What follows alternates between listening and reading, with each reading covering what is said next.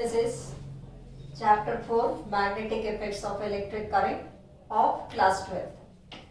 Okay, so in the part 1 we'll be discussing about Oersted experiment, then the right hand rule to determine the direction of the magnetic field.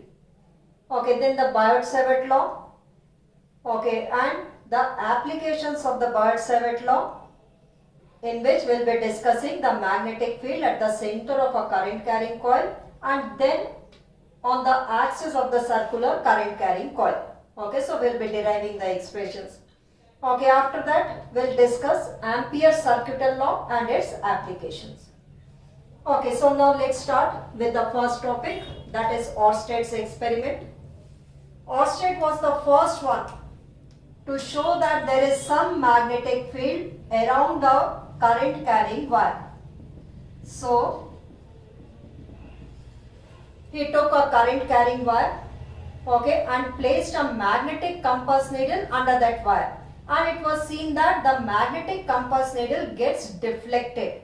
So whenever a magnetic compass needle is brought near a current carrying wire, it gets deflected. Okay, so here a battery was taken which is connected to a key, closed key. Okay, then in this gap, let a wire was connected. Let us assume that a nichrome wire was connected. Okay, and when the current is passed through it, through this nichrome wire, it was found that the north pole gets deflected towards left. The north pole of the magnetic compass needle gets deflected towards left. Okay, now when the direction of the current was reversed, that is positive terminal connected over here and negative terminal, so that the direction of the current is reversed. Then in the same gap, the same wire, nichrome wire, let it is nichrome wire which was connected. Okay, then it was found that the north pole gets deflected towards right. So the north pole of the magnetic compass needle gets deflected towards right. So this shows that whenever the current is passed through any wire, there is some magnetic field around it. And when the direction of the current is reversed, it was found that the compass needle also deflected in the opposite direction. Okay, so this compass needle was placed under the current carrying wire. North pole got deflected towards left when this is the direction of the current. Reverse the direction of the current, the north pole got deflected in the opposite direction. So this shows that there is some magnetic field near a current carrying wire. When the key was taken out, that is when the circuit is open, no deflection in the compass needle. Okay, now what is this magnetic field? It is the region of space around a magnet or around the current carrying wire in which its magnetic force can be experienced, or you may say in which its magnetic effects can be experienced. So this region of space is called as the magnetic field. So it may be near the magnet or it may be near a current carrying wire. Okay, near a magnet there is some region of space in which its magnetic effects can be experienced. Near a current carrying wire also there is a field, there is a region of space in which its magnetic effects can be experienced. So this region of space we call it as magnetic field. It's also called as magnetic induction, also called as magnetic flux density. Okay, magnetic flux density means magnetic flux per unit area. We'll come to it later on. Magnetic flux per unit area is again the magnetic field. Magnetic field is represented by the symbol B, and as it is a vector quantity, so an arrow is put over it. So this is the symbol for the magnetic field, which is a vector quantity. That is, it has got magnitude as well as direction. Okay, direction will be determined by right hand rule. Okay, now SI unit of magnetic field is Tesla. In order to honor the scientist, its unit is taken as Tesla, or its unit is Weber per meter square. Okay, Weber is the unit of magnetic flux. magnetic flux per unit area. Okay, this also we call it as magnetic field. Okay, so its unit is Weber per meter square, or its unit is Newton per ampere into meter. Okay, this unit will derive the formula, will come to the formula. From there, this unit will come Newton per ampere into meter. So these are the SI units, where 1 Tesla is equal to 1 Weber per meter square, which is also equal to 1 Newton per ampere into meter. Whereas the CGS unit of magnetic field is Gauss, where 1 Gauss is equal to 10 raised to the power minus 4 Tesla. Okay, this is the CGS unit. 1 Gauss is equal to 10 raised to the power minus 4 Tesla. Okay, now magnetic field is a vector quantity. Vector quantity means it has got magnitude as well as direction. Okay, direction of magnetic field is determined by right hand thumb rule. Okay, now right hand thumb rule states that if the thumb of the right hand is pointing along the direction of the current along a straight wire, then the tips of the curled fingers wrapping around it, the tips of the curled fingers around it will give the direction of the magnetic field lines. Okay, so the thumb of the right hand is pointing along the direction of the current. Then these tips of the curled fingers will give the direction of the magnetic field lines. So these circular lines will give the direction of the magnetic field. So these are the concentric circular lines which gives the direction of the magnetic field lines around it. So along a straight current carrying wire, if the thumb is pointing, thumb of the right hand is pointing along the direction of the current, then these tips of the curled fingers will give the direction of the magnetic field lines. So these circular lines are representing the magnetic field lines. Okay, so this is the right hand thumb rule which gives the direction of the magnetic field lines. Okay, again magnetic field perpendicular to the plane of the board inwards can be represented by cross. Perpendicular to the plane of the board outwards is represented by dot. Next is Biot-Savart's law, which was given by Biot and Savart. These are the names of the scientists. Okay, according to Biot-Savart's law, the magnetic field is produced due to a current element. Now, what is a current element? The current flowing through a small length, the product of current into the small length, we call it as the current element. So, the magnetic field near a current carrying wire is due to the current element. Okay, now let through this wire a current I is flowing. We consider a small length dl on this wire. This we call it as the element. Current flowing through it, we call it as the current element. So, due to this current element, there will be small magnetic field near it. Let us consider at a point P. So, at point P, due to this current element is I into dl, product of current and the small length. Due to this current element, there is some small magnetic field at a point P, which is at r distance from the current element. Okay, now according to Biot-Savart, the small magnetic field due to this small current element, okay, small magnetic field can be written as dB. B is the symbol of magnetic field, small magnetic field dB. Small magnetic field is produced due to the small current element. So according to Biot-Savart, the small magnetic field due to this small current element is directly proportional to the current element. This magnetic field is directly proportional to sine of angle between them. Sine of angle between dl and r. So is directly proportional to sine of theta, where theta is the angle between dl and r. Also, it was found that dB is inversely proportional to r square. R is the distance of the point P from the current element. So, the small magnetic field due to a small current element is directly proportional to the current element, is directly proportional to sine theta, where theta is the angle between dl and r, and is inversely proportional to r square. Combining, we get dB is proportional to I into dl sine theta upon r square. On equating it, some constant of proportionality here is put. Here the constant of proportionality is written as mu naught upon 4 pi into I into dl into sine theta upon r square. Okay. So this is the constant of proportionality, where mu naught is called as the absolute permeability.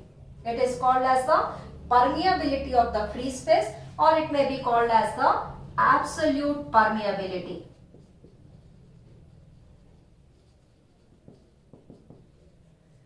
Okay, and its value is 10 raised to the power minus 7. The value of mu naught upon 4 pi is 10 raised to the power minus 7 in SI units.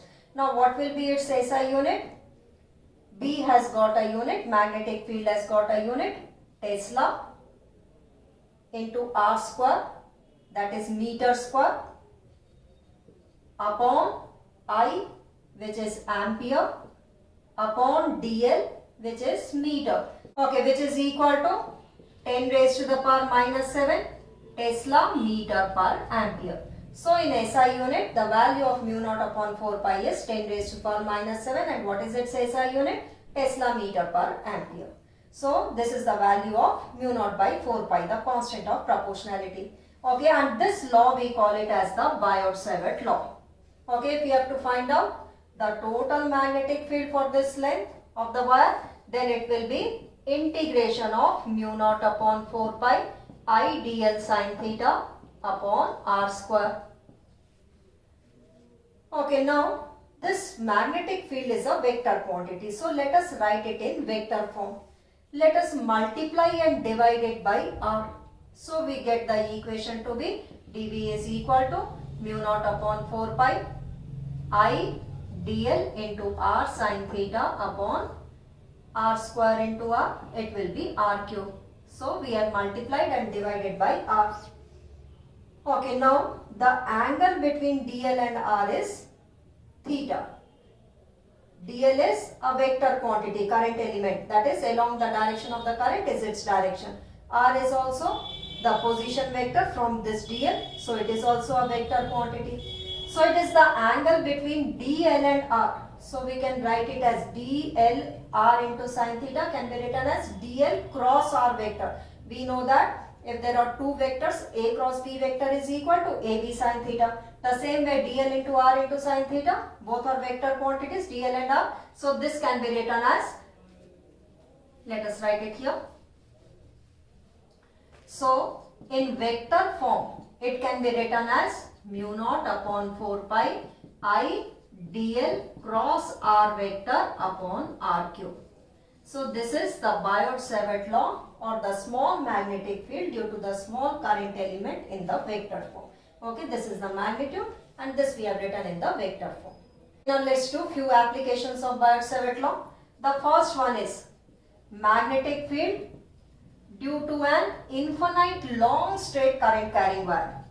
Due to an infinite long straight current carrying wire.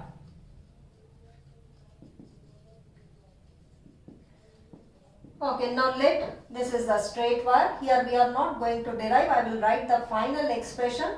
We will derive it when we do the applications of Ampere's circular law. Here the derivation is very long. So there we are going to derive it in Ampere's, in the applications of Ampere's circular law. Okay. So let at a point P, which is at r distance from this infinite long straight current carrying wire, we have to find out the magnetic field. Okay, and the magnetic field is given by mu naught into I upon 2 pi into r. Okay, this is the magnetic field due to an infinite long current carrying wire at a distance r from it. Okay, this is the magnetic field. And what will be the magnetic field lines? Magnetic field lines, this is the direction of the current. Using the right hand thumb rule, you can find out the magnetic field lines, the direction of the magnetic field lines. It will be the circular lines, concentric circular lines around it. Okay, and the direction of the magnetic field lines can be determined by right hand thumb rule. So these concentric circular lines will give the direction of the magnetic field lines around it. And at any point you have to find out the magnetic field, you have to draw the tangent to the magnetic field line. Okay, suppose at this point you have to find out the magnetic field, you draw a tangent at this point which goes perpendicular to the plane of the board inwards. At this point it will be perpendicular outwards. Okay, so at any point if you have to find out the direction of the magnetic field, you have to draw the tangent at that point. Okay, so this derivation will be done when we do the applications of Ampere's circuital law. Now the second application is magnetic field at the center of a circular current carrying wire. Okay, now this is a circular current carrying wire through which current is flowing in the clockwise direction as shown here. Now here you have to find out the magnetic field at the center. So we consider a small element. This is the current element I into dl. Now due to this current element we will find out the magnetic field at the center. Then due to the whole wire we will integrate it. So the small magnetic field due to the small current element according to Biot-Savart law, mu naught upon 4 pi I dl sin theta. What will be the angle between I dl and the radius of the circle? It will be at every point it will be equal to 90 degree. Okay, the angle between I dl and r. Okay, the current element and the radius. At any point you can see that the angle will be 90 degree. Okay, upon square of the distance, that is the square of the radius, square of the distance from the current element. Okay, now here sin 90 is 1. So this is the small magnetic field. The total magnetic field due to the whole wire, due to this current carrying coil, will be equal to integration of it mu naught upon 4 pi I dl upon r square. Okay, now what will be the limits? Starting from here 0, the integration over dl, that is 0 to 2 pi r. Okay, integrated over dl. dl is the small length. So starting from here 0 to 2 pi r. So what will be the limits? 0 to 2 pi r, which is equal to mu naught upon 4 pi I upon r square is outside. The integration of dl is L. In the limits 2 pi r to 0, in the limits 0 to 2 pi r, it becomes B is equal to mu naught upon 4 pi I upon r square into 2 pi r minus 0, which is 2 pi r. So on simplifying it, we get mu naught I upon 2r is the magnetic field due to a current carrying coil at its center, mu naught I upon 2r. Whereas the magnetic field due to an infinite long current carrying wire is mu naught I upon 2 pi r. Okay, so here the pi is coming in the denominator, here there is no pi. So B is equal to mu naught I upon 2r. Now B is a vector quantity, we have to write the direction. Okay, if the current is flowing in a circular coil along the direction of the tips of the curled fingers, then the thumb will give the direction of the magnetic field. So here you can see that the current is flowing in the clockwise direction and the thumb is pointing perpendicular inwards. So the direction of the magnetic field is perpendicular inwards, which can be represented by cross. So the direction of the magnetic field is perpendicular to the plane of the board inwards. Okay, so this is the direction of the magnetic field. But if the current is flowing in the anti-clockwise direction, okay, suppose the current is flowing in anti-clockwise direction,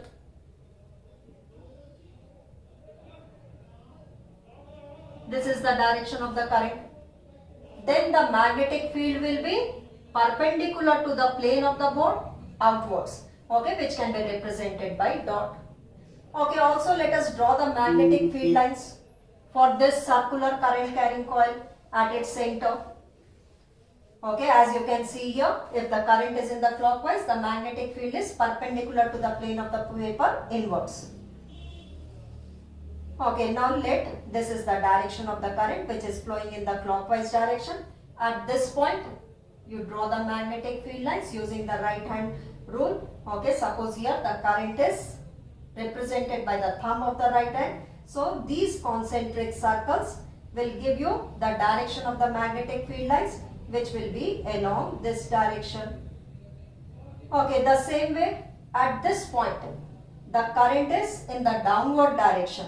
Okay, at this particular point we are finding out. We are drawing at this particular point. The current is in the downward direction. So the magnetic field lines are again concentric circles. The magnetic field lines are concentric circles, and the direction will be given according to this right hand rule. Okay, these are the direction of the magnetic field lines. Now at this point you can see that these magnetic field lines will be perpendicular inwards. So at the center it will be perpendicular to the plane of the board inwards. Okay, now the third application is magnetic field on the axis of a circular current carrying coil. Okay, now this is the current carrying wire or the current carrying coil, you may call it. The plane of the coil is perpendicular to the plane of the board.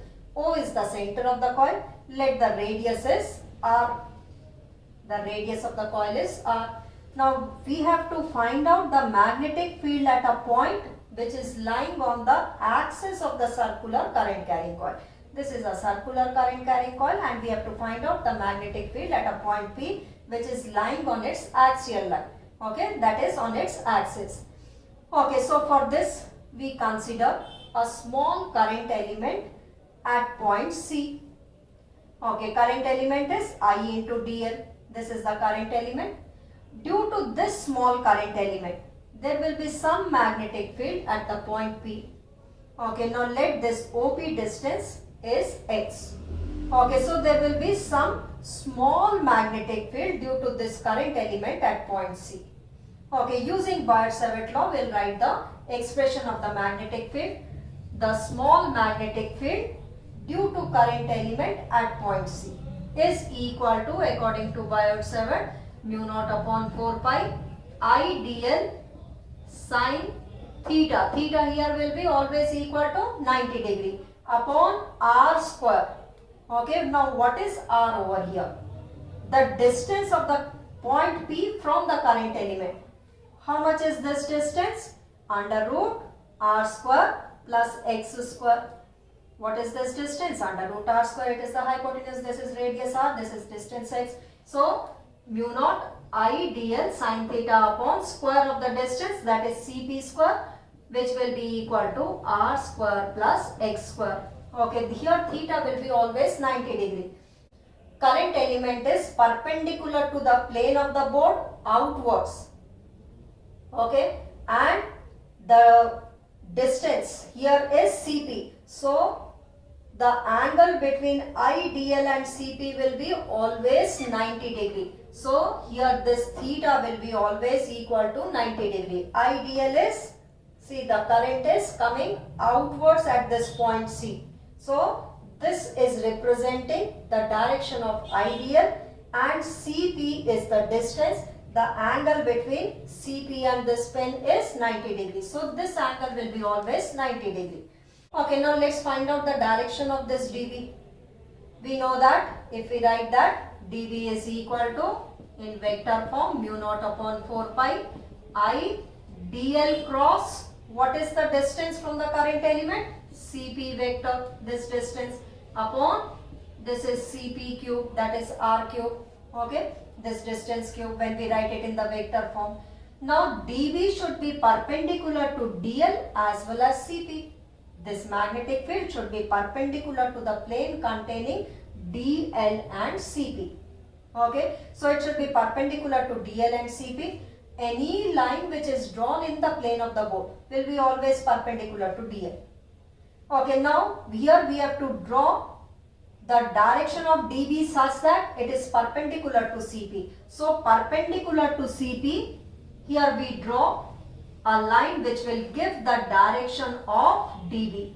So the magnetic field, the small magnetic field due to this current element is represented by this direction. We are not finding out the magnetic field due to the whole wire at point P, only due to this current element. The magnetic field has this magnitude and this is its direction.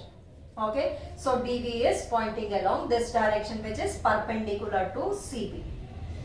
Okay, now we consider At the diametrically opposite edge, one more current element I into dl at point D, which is at diametrically opposite edge. We again consider one more current element, and due to this current element, again there will be some magnetic field. First, let's write down the magnetic field.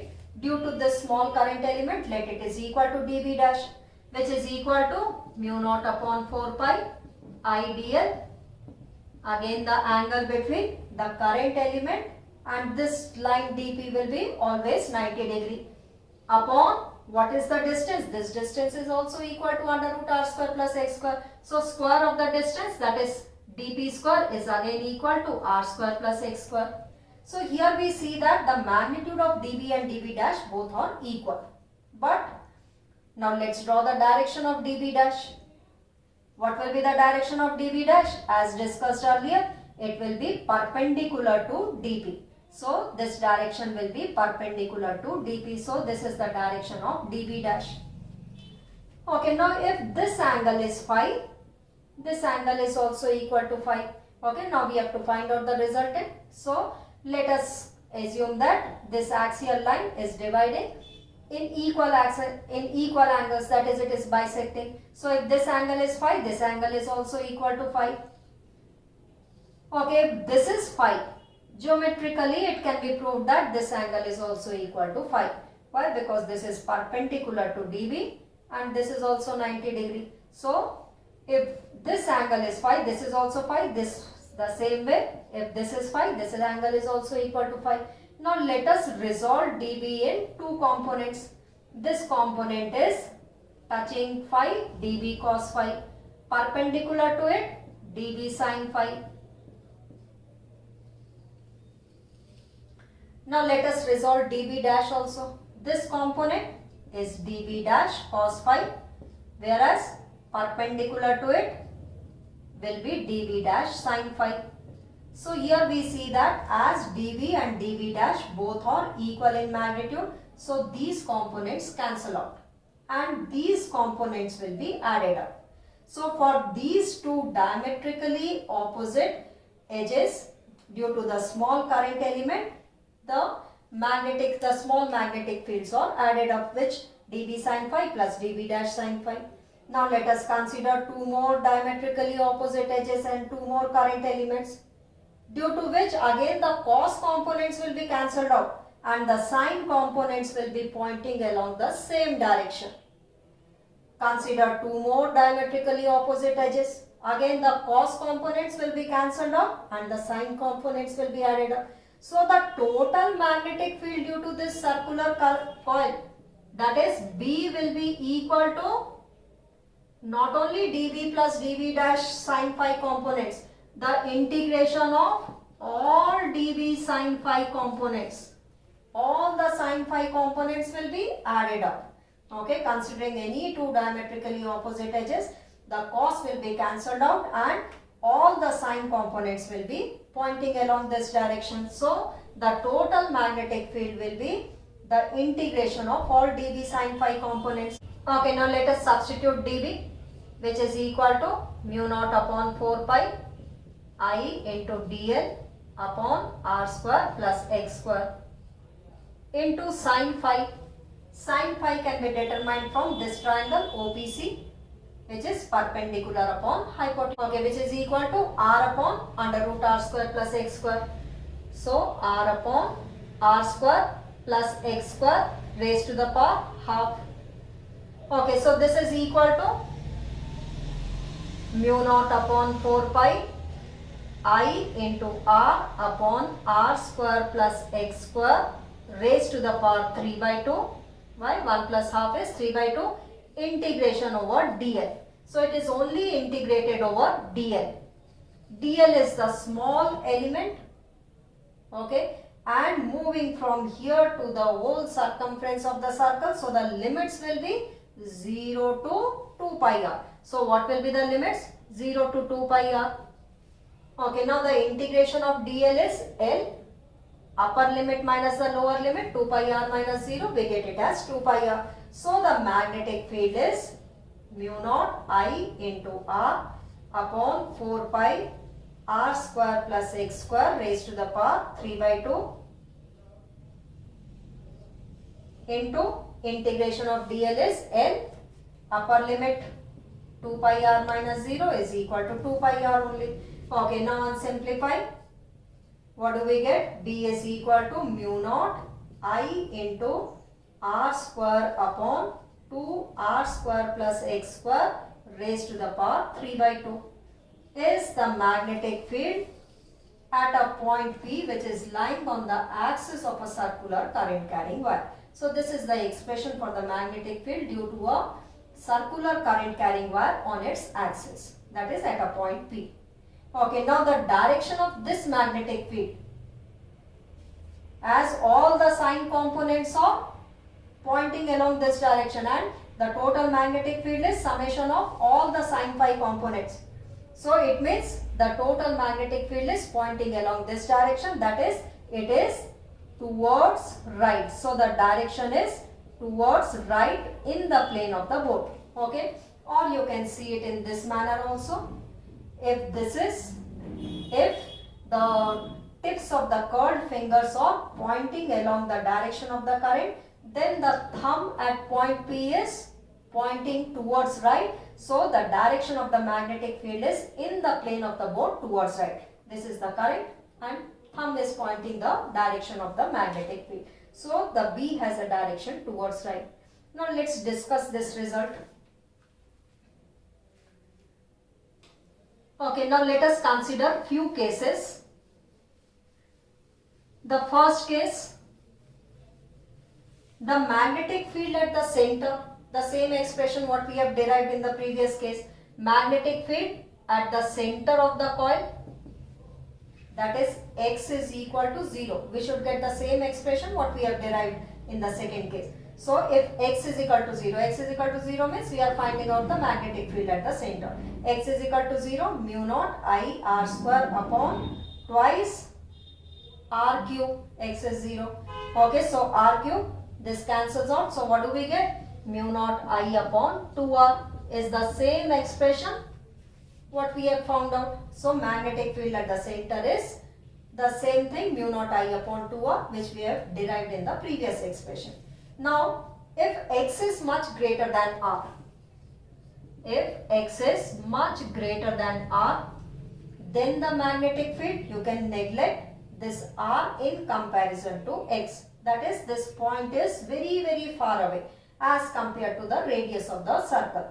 Okay, so then it will be equal to, B is equal to mu naught I r square upon twice, this r is neglected, x square into 3 by 2, it is x cube.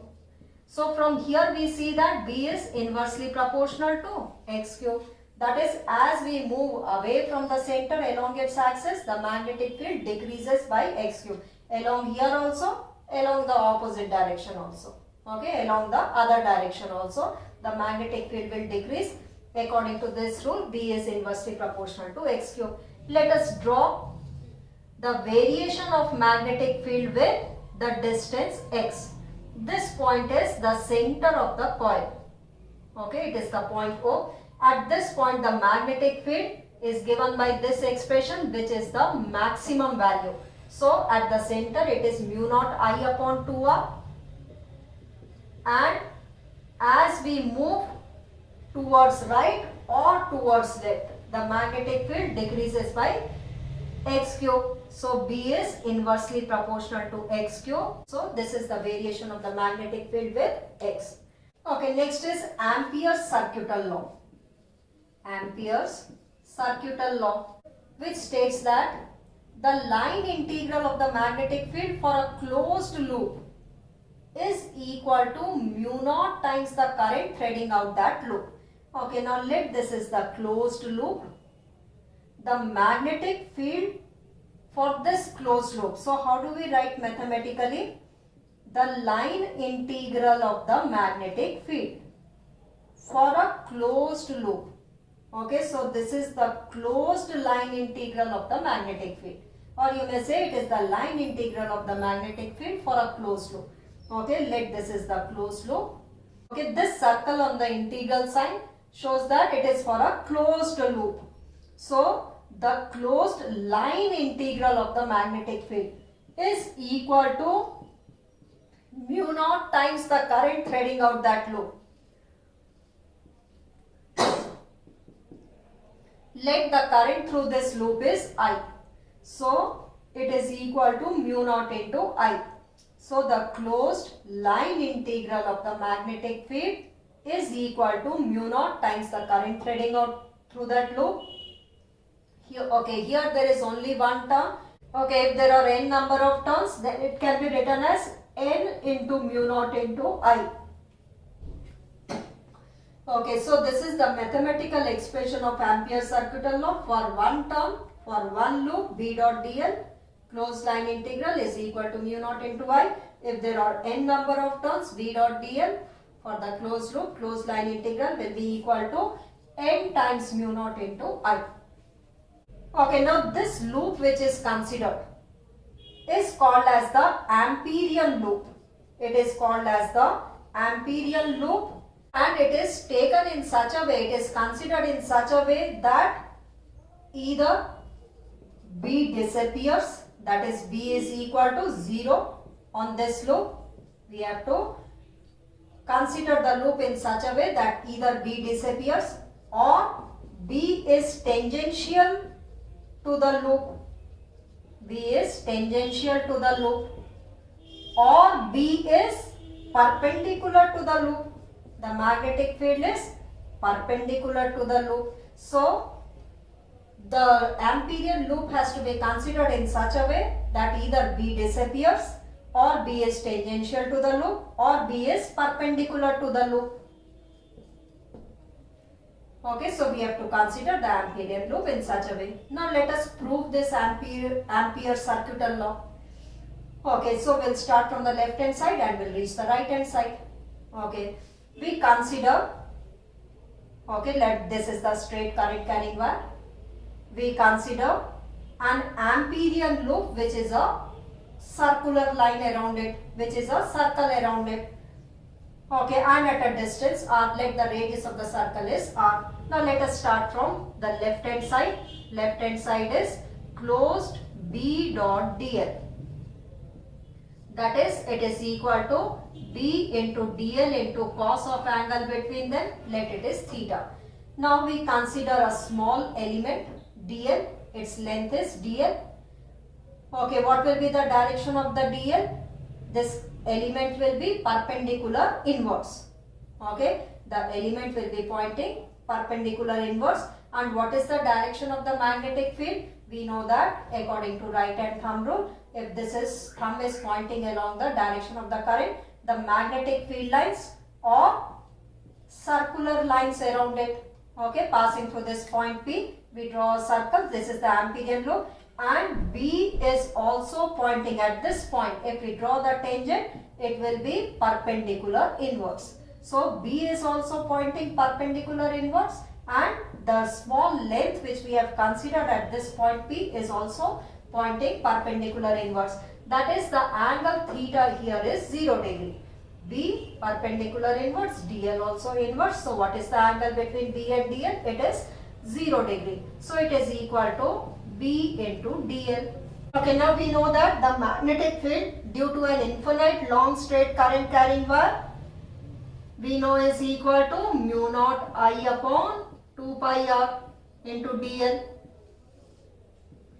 Taking out outside the integral sign, this is the closed line integral of dl. dl is the small length. So the total length will be equal to 2 pi r, mu naught I upon 2 pi r, and the closed line integral of dl is 2 pi r. It cancels out, and hence it is equal to mu naught I into I, which is the right hand side, and hence we have proved the Ampere's circuital law. Okay, now the applications of Ampere's circuital law will be discussed in the next part, that is in part 2. So in order to watch that, kindly subscribe to the channel and keep watching. Thank you.